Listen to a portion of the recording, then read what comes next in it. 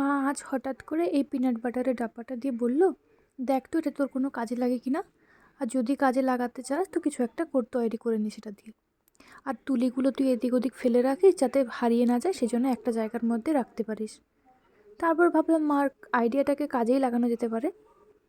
তো তার জন্য প্রথমে ভাবলাম কি করব, এমনি ফাঁকাও ভালো লাগছে না দেখতে। তাই লেখাগুলো ছিল বলে লেখাটাগুলোকে কভার করার জন্য একটা নতুন রূপ দেওয়ার চেষ্টা করলাম, যাতে দেখতেও সুন্দর লাগে আর জিনিসটা আমার কাজেও লাগে। তার জন্য প্রথমে প্রাইমার দিয়ে নিয়েছিলাম। প্রাইমারটা দেওয়ার পরে নিজের কালারের পছন্দের মতো কালার দিয়েছি।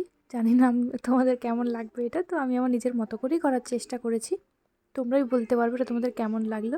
তাহলে এটা দেখে জানিও আমাকে তোমাদের এটা কেমন লাগলো, আর মার আইডিয়াটাও কেমন লাগলো।